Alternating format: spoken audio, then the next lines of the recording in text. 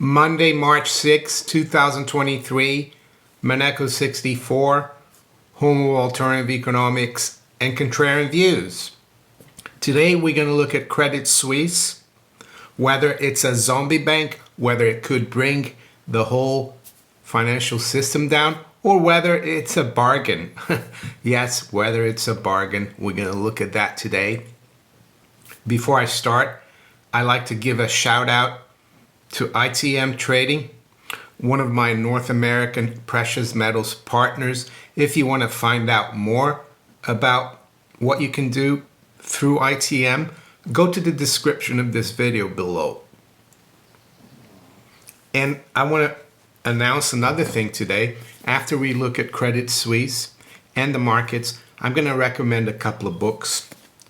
And I think some of you have just started watching my videos, just subscribe to the channel, and I have done many times in the past book lists and given recommendations. So I'll start with two today, but you'd have to skip to the end of the video if you want to find out about it now.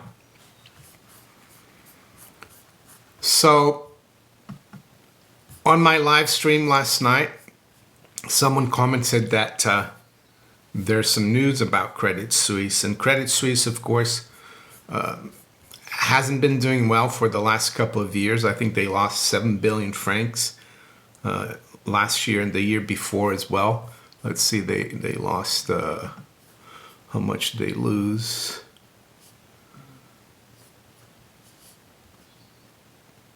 They lost 1.63 billion Swiss francs, or dollars. It's a similar amount. It's near 1-to-1, maybe a little less the dollar now, of course.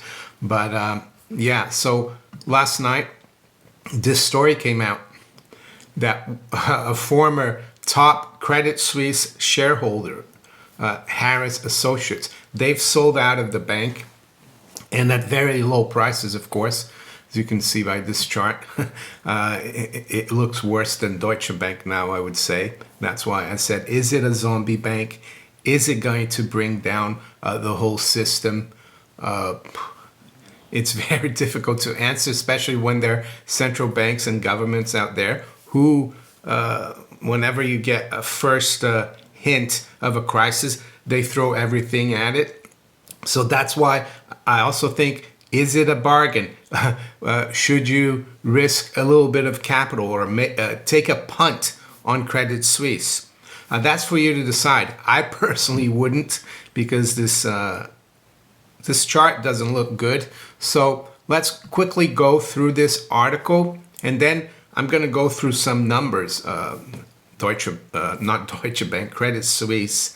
And as most of you know, in my career in the city and in finance, I focus more on the bigger picture, on the economy, interest rates, inflation, geopolitics, and government bond markets. What I'm going to do today is more like a microeconomic analysis. So it's not something I'm a specialist in, but I think I could give you a rough idea of what's going on numbers-wise with Credit Suisse. So it says here, one of Credit Suisse's longest-standing shareholders has sold its entire stake in the scandal-hit Swiss bank after losing patience with its strategy amid persistent losses and a client exodus.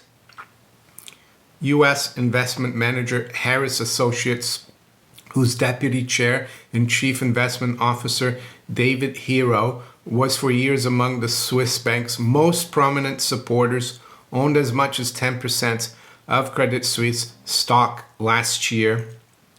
Harris started to cut its exposure in October, following the bank's 4 billion Swiss franc fundraising, when Saudi National Bank supplanted it as top investor and had now divested completely, Hero told the Financial Times.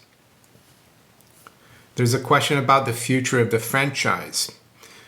There have been large outflows from wealth management, he said, referring to 111 billion withdrawn by Credit Suisse customers in the final 3 months of 2022, particularly after rumors appeared on social media about the bank's financial health. So these funds that were withdrawn, they weren't like a normal deposit, even though I think maybe some people withdrew their deposits too. They were money that was given to the wealth management part to manage. We have lots of other options to invest, he added. Rising interest rates mean lots of European financials are headed in the other direction. Why go for something that is burning capital when the rest of the sector is now generating it? It says here, Hero is not convinced that Credit Suisse's latest radical restructuring, which includes spinning off its investment bank and beefing up its wealth management business, can turn around the fortunes of the 167-year-old lender. So what I'm going to do now, I'm going to put a link to this story below in the description. Yes, it's in the FT, but you'll be able to read it. It's under archive.ph. And we're going to look at first something called systemically important banks, or systemically important financial institutions. These are financial institutions and banks that are considered kind of too big to fail by the Basel III rules, by the Financial Stability Board at the Bank for International Settlements in Basel, Switzerland. And of course, Credit Suisse is one of them. There's quite a few, of course, and but as you can see here, Credit Suisse is one of the Swiss systemically important banks, or SIFI, systemically important financial institutions. So you got Credit Suisse, UBS, Zürcher Cantonal Bank, Raiffeisen, and Post Finance. So what that means is that if one of these too big to fail banks gets into trouble, it could be significant for the whole financial architecture of the world, because it could generate domino effects, because these banks, of course, have a lot of assets, they have a lot of derivatives. And that's the other thing, it's not transparent, because derivatives are kept off balance sheet. So I try to find out Credit Suisse's exposure to notional exposure to derivatives, and I couldn't, even though they're selling their structured product division, which deals a lot with derivatives, we still don't know how exposed they are. And that's one of the problems about whether you should take a punt, or whether you should ignore it, or whether it could really bring down the whole system. And again, I know it's frustrating. People talk a lot about the system collapsing, and the central banks and the governments, they always seem to do something to keep it going. So now I wanted to go through some numbers. And the first one is the market capitalization of Credit Suisse, which is $11.68 billion, as you can see here. So that's how much the market values Credit Suisse as a company. And then I wanted to go through the losses, of course. As you can see here, they lost $7 billion, $7.3 billion in 2022, $1.63 billion in 2021. So it's not something that's just happened. They're not just in trouble in the last month. It has been happening over the years. And then we're going to look at their balance sheet, because that tells us also the health of the bank, and it tells us, keep that number in mind, the market cap, I think it was 11.8 billion, right? So if we go to the asset part of the balance sheet here, you can see that they have 134.47 billion in investments. They have cash due from other banks, 68 2.48 billion. Then they have loans as well, net loans 264.62 billion. And then they have some other assets here, including intangibles, almost 64 billion. Of course, the BIS, as John Titus told us a few weeks ago, BIS doesn't count intangibles as an asset. And they've got other ones here, other assets and some more intangibles. So their total assets is $531.36 billion. And then we go on the liability side, 233 billion. That's how much people have in deposit with Credit Suisse. That's a liability to Credit Suisse. Of course, it's a asset of whoever puts those funds there, those deposits. They've got total debt, 204.8 billion, and other liabilities. So the total liability is 486. Of course, they have to match. So the way to match it is how the total equity of the bank, which is 45.33 billion. And the total equity, of course, is, for example, if another bank or entity wanted to take over Credit Suisse, that's what roughly it would be valued at. That's how, if someone also wanted to liquidate Credit Suisse, it's pretty much what on paper they'd get after selling all their assets and paying off their liabilities. So what this means is that with a market cap of below 12 billion, you would be buying a company that is valued at through the balance sheet at 45 billion. That's why I said, is it a bargain as well? But I think the reason the market is valuing Credit Suisse a lot lower is because its prospects are not good. It has lost a lot of money in the last 2 years. They're losing support from major shareholders. But you never know. The other thing I would say is the overall climate in the bond markets and the stock market. If things get really volatile and we have another year like we had in 2022, then all bets are off. But if things pick up again, it could be a good punt. And this is not financial advice. I just thought I'd be a bit more balanced. Some people say you're always too negative. Well, there you go. This could be, you could be buying something that's worth $45 for just under 12. But be aware that it could go out of business as well. And you might not be able to get the 45 billion in a crisis, in a world financial crisis. That total equity could shrink completely because asset prices could go down. So that's the situation at Credit Suisse. And for now, I don't think it's going to really impact financial markets that much, but it could as well. So with that, let's look at where the markets are then this morning. It's almost 8:15 a.m. London time. Looks fairly quiet here, just looking at it from afar. We got spot gold basically unchanged around 1856. High's been 58, low has been 1850. Silver as well is unchanged, 21.25. High's been 32 and the low 12. So fairly quiet, the markets overnight. The Dow futures is down 10. NASDAQ 100 futures up 12. And the S&P 500 futures up 1 point. To the currencies, sterling is down slightly at 120.40. The euro is up almost 0.2% at 106.50. Dollar yen is unchanged, 135.82. The dollar is down a third versus the Swiss franc, 93.29.